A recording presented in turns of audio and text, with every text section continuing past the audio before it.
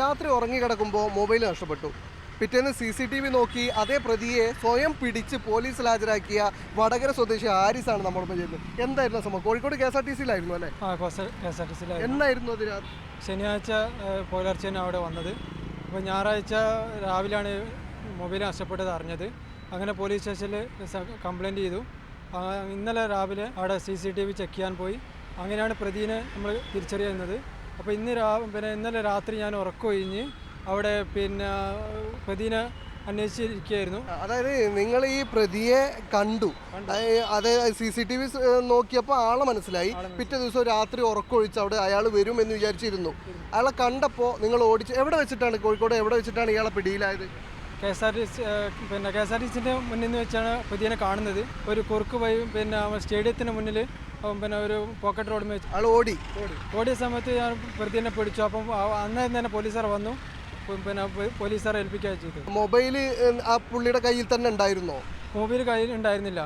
അപ്പോൾ ഇവിടെ അന്ന സമയത്ത് പ്രതി പറഞ്ഞു പാളയത്തുള്ളൊരു ഷോപ്പിൽ കൊടുത്തിട്ടുണ്ടെന്ന് പറഞ്ഞു. അപ്പോൾ ഇന്ന് നേരിട്ട് പോലീസുകാർ മുഖാന്തരം അവിടെ മാർക്കറ്റിൽ പോയി ഫോൺ തിരിച്ചു വാങ്ങി. നിങ്ങൾ വടകരയിൽ നിന്നാണ് വരുന്നത് അല്ലേ? എന്തിനാണ് ഇവിടെ വന്നത്? ഇവിടെ ഒരാളെങ്കിലെ വർക്ക് ചെയ്യുന്നത് ഇവിടെ കൊയാസ് ബ്രിഡ്ജിൻ്റെ വർക്കാണ്. അവിടെ കഴിഞ്ഞ് നൈറ്റ് വർക്ക് കഴിഞ്ഞ് വീട്ടിലേക്ക് പോകുന്ന സമയത്താണ് KSRTC വരികയും ഫോണ് കുത്തിവെച്ച് രാവിലെ നോക്കും ഫോൺ കാണുന്നില്ല.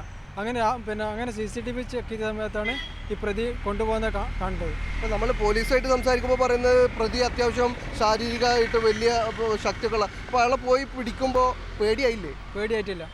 അപ്പോൾ അന്നേരം നമ്മളെ ഫോൺ എങ്ങനെയെങ്കിലും കിട്ടണം എന്നുള്ളൊരു ധൈര്യം ഉണ്ടായിരുന്നത്. അങ്ങനെയാണ് ഓടിപ്പോയി പിടിക്കുന്നത്. അപ്പം പിടിച്ച സമയത്ത് പോലീസുകാർ വരികയും ആ പോലീസുകാർക്ക് ഏൽപ്പിക്കുകയും ചെയ്തത്. എന്തായാലും പ്രതിയെ പിന്തുടർന്ന് വട്ടിട്ട് പിടിച്ചു. അയാൾ രക്ഷപ്പെടാൻ ശ്രമിച്ചിരുന്നു. അപ്പോൾ എൻ്റെ പിടുത്തത്തിൽ അവിടെ നിൽക്കുക ചെയ്തത്.